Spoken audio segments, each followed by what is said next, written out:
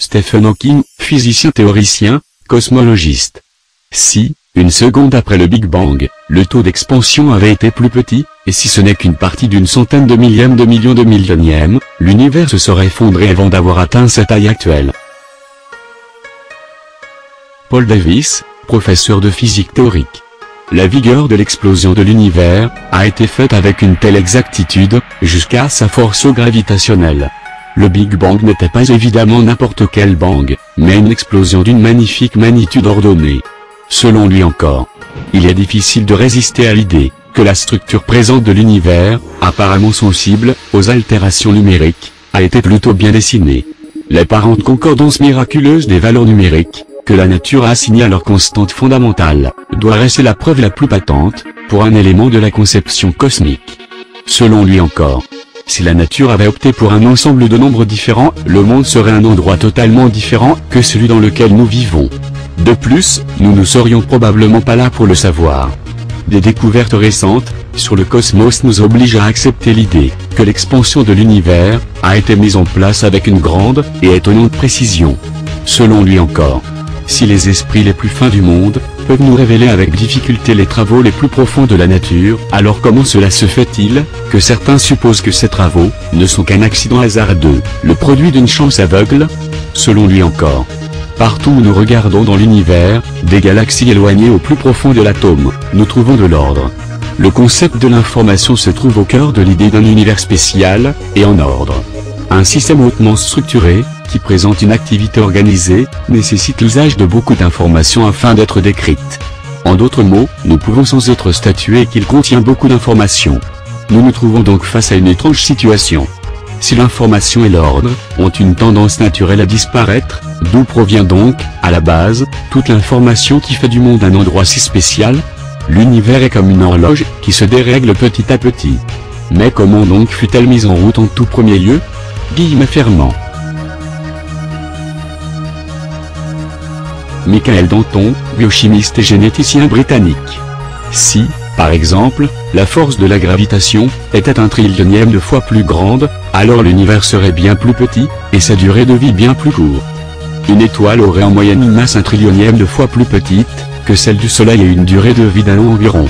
D'autre part, et si la gravité avait été moins puissante, aucune étoile et aucune galaxie ne se seraient formées. Notons que les autres relations et valeurs ne sont pas moins critiques. Si la force de la gravitation avait été juste un peu moins faible, le seul élément qui aurait été stable aurait été l'hydrogène. Aucun autre atome n'aurait alors pu exister. Si la relation avec la force électromagnétique avait été légèrement plus puissante, le nucléon atomique alors constitué de 2 protons seulement aurait été un signe de stabilité pour l'univers, ce qui revient à dire que l'hydrogène serait absent. Et si, malgré cela, il y avait quand même eu des étoiles et des galaxies qui graviteraient, elles l'auraient alors fait de manière complètement différente d'aujourd'hui. En bref, et si ces différentes forces et constantes n'avaient pas les valeurs qu'elles ont maintenant, il n'y aurait pas eu d'étoiles, ni de supernovas, ni de planètes, ni d'atomes, ni de vie.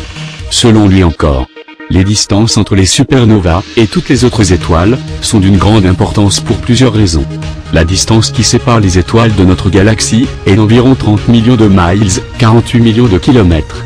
Si ces distances étaient un peu plus courtes, les orbites des planètes seraient déstabilisées. Si, au contraire, ces distances étaient un peu plus longues, les débris dispersés par une supernova seraient éparpillés de manière si diffuse que des systèmes planétaires comme le nôtre, par exemple, n'auraient jamais pu se constituer. Si le cosmos est bien un lieu de vie, alors l'oscillation de la supernova doit se reproduire à une vitesse très précise, et la distance moyenne entre elles, et même entre toutes les étoiles, doit se rapprocher du chiffre observé dans la réalité. Selon lui encore, il est vraiment frappant que le cosmos semblait être très approprié non seulement pour notre propre existence, et pour nos adaptations biologiques, mais aussi pour notre intelligence. Parce que notre système solaire est situé au bord de notre galaxie, nous pouvons voir, pendant la nuit, certaines lointaines galaxies plus précisément et nous pouvons acquérir des connaissances sur la structure générale du cosmos. Si nous étions positionnés au centre de notre galaxie, nous n'aurions jamais pu observer la beauté en forme de spirale de notre galaxie, et nous n'aurions non plus aucune idée de la structure de notre univers. Max Planck, physicien lauréat du prix Nobel. Dans tous les cas, il nous faudrait dire, en résumé, que selon tout ce qui a été enseigné, par les sciences exactes à propos de l'immense réalité de la nature dans laquelle notre planète minuscule joue un rôle insignifiant, un certain ordre domine, un ordre qui est indépendant de l'esprit humain. Malgré tout ceci, dans la mesure où nous pouvons nous en assurer avec nos sens, cet ordre peut être formulé en termes d'une activité déterminée. Il existe donc des preuves de l'existence d'un ordre intelligent dans l'univers. Isaac Newton, philosophe, mathématicien, physicien, alchimiste, astronome et théologien.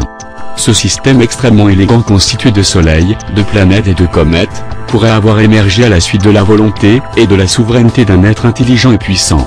Il les dirige tous, non pas comme un esprit, mais comme un Seigneur souverain, qui est communément appelé Seigneur Dieu le Tout-Puissant. Hugh Ross, astrophysicien. Par définition, le temps est la dimension dans laquelle le phénomène cause-effet se produit. S'il n'y a pas le temps, il n'y a pas de cause ni d'effet. Si le temps commence avec la création de l'univers, comme il est dit dans le théorème de l'espace-temps, alors la cause de la création de l'univers se doit être une quelconque entité, qui opère dans une dimension temporelle complètement indépendante et préexistante de la dimension temporelle du cosmos. Cela voudrait dire que le Créateur est transcendant, et qu'il opérerait au-delà des limites dimensionnelles de l'univers. Cela suggère que Dieu ne soit ni l'univers en soi, ni contenu dans l'univers. Selon lui encore, un créateur intelligent et transcendant doit avoir créé l'univers. Un créateur intelligent et transcendant doit avoir conçu l'univers. Un créateur intelligent et transcendant doit avoir conçu la Terre. Un créateur intelligent et transcendant doit avoir conçu la vie. Selon lui encore, si la force de gravité à la surface était plus puissante, l'atmosphère retiendrait trop d'ammoniac et de méthane. Plus faible, l'atmosphère de la planète perdrait trop d'eau. Si la distance de l'étoile parente était plus grande, la planète serait trop froide pour qu'il y ait un cycle d'eau stable. Plus petite, la planète serait trop chaude pour qu'il y ait un cycle d'eau stable. Si l'épaisseur de la croûte terrestre était plus épaisse, trop d'oxygène serait transféré de l'atmosphère à la croûte. Plus fine, l'activité volcanique et tectonique serait trop grande. Si la période de rotation était plus longue, les différences entre les températures diurnes et nocturnes seraient trop importantes. Plus courte, la vitesse des vents atmosphériques serait trop importante. Si l'interaction gravitationnelle avec la Lune était plus importante, les effets de marée sur l'océan, l'atmosphère et sur les périodes de rotation seraient trop rigoureux. Plus faible, les changements obliques d'orbite causeraient des instabilités climatiques. Si le champ magnétique était plus puissant, les tempêtes électromagnétiques seraient trop violentes. Guy Marchis, écrivain scientifique américain. Quelque chose d'autre doit être derrière les éléments, en les guidant en quelque sorte. Et ceci, pourrait-on dire, est une sorte de preuve mathématique de la divinité. George Greenstein, astronome. Comment ceci pourrait-il être possible, que les lois de la physique soient conformes à la vie? En survolant les différentes preuves, il nous vient immédiatement à l'esprit qu'une sorte d'organisation, ou plutôt d'organisation, surnaturelle doit être impliquée. Est-il possible que soudainement, et sans le vouloir, que nous soyons tombés sur la preuve scientifique de l'existence d'un être suprême? Était-ce Dieu qui intervint d'une manière providentielle, et qui créa le cosmos à notre avantage? Selon lui encore, si les distances entre les étoiles avaient été en quelque sorte plus courtes qu'elles ne le sont, l'astrophysique ne serait pas si différente. Les processus physiques fondamentaux, qui se produisent au sein même des étoiles, des nébuleuses et des astres, resteraient identiques. L'apparence de la galaxie vue de loin serait aussi identique. La seule différence serait le spectacle, que je verrais pendant la nuit, allongé dans l'herbe à regarder le ciel riche en étoiles. Oh! J'allais presque oublier un autre petit détail, je n'existerais pas pour admirer ce spectacle. Tout cet espace inutile. D'un autre côté, c'est ce vaste espace inutile, qui assure notre sécurité. Fred Hoyle, cosmologiste. La théorie du Big Bang conçoit que l'univers a commencé à partir d'une seule explosion. Comme nous l'avons vu ci-dessus, une explosion ne peut causer que la dispersion de la matière dans tous les sens alors que le Big Bang a mystérieusement produit l'effet contraire, à savoir la formation de la matière, sous forme de galaxies. Selon lui encore, il y a trois structures totalement séparées, l'hélium, le beryllium et le carbone, et deux types de résonance. Il est difficile de comprendre la façon dont ces nucléons travaillent ensemble sans aucun problème. D'autres réactions nucléaires ne se produisent pas avec un tel enchaînement d'événements chanceux. C'est comme si on découvrait des résonances complexes et profondes entre une voiture, une bicyclette et un camion. Pourquoi de telles structures aussi disparates se mêlent-elles aussi parfaitement? C'est de cette alliance entre éléments disparates, que notre existence et que toute forme de vie dans l'univers dépendent. Selon lui encore, si l'on veut produire du carbone, et de l'oxygène en quantité plus ou moins égale, par nucléosynthèse stellaire, ce sont les deux niveaux, qu'il faudrait établir.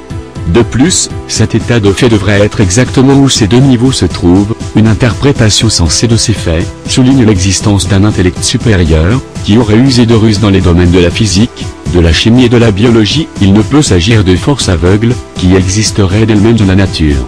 Les nombres calculés à partir de ces faits, sont une preuve si écrasante, qu'il me semble impensable d'aboutir à une autre conclusion.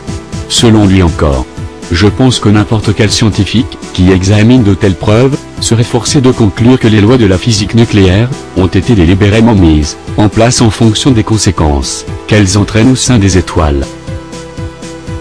Arthur Koehler, célèbre philosophe en matière sociale. Le matérialisme ne peut se proclamer comme étant une philosophie scientifique. Arnaud Panzia, physicien. L'astronomie nous conduit à un seul événement, un univers créé à partir de rien, un univers avec un équilibre si minutieux, qu'il fournit les conditions exactes pour permettre la vie, et qui ne peut que suivre un plan, que l'on pourrait nommer surnaturel. Anthony Flay, philosophe. De manière notoire, la confession est bonne pour l'âme. Je commencerai alors par confesser que que je suis dans l'embarras, en raison du consensus cosmique contemporain. Car il semblerait que les cosmologues aient prouvé ce que saint Thomas s'est forcé à vouloir faire admettre, que l'univers a un commencement d'un point de vue philosophique. Aussi longtemps qu'il était convenu que l'univers n'avait ni fin ni début, il était assez simple de considérer son existence brute ainsi que toutes ses caractéristiques, aussi fondamentales soient-elles, comme étant une fin en soi. Même si je maintiens que ce point de vue reste correct, il m'est difficile de poser cette théorie face au Big Bang. André Linde, professeur de cosmologie. Dans sa forme standard, la théorie du Big Bang prétend que chaque partie de l'univers a grandi simultanément. Mais comment ces différentes parties pouvaient-elles synchroniser le début de leur expansion? Qui leur en a donné l'ordre? Albert Einstein, physicien.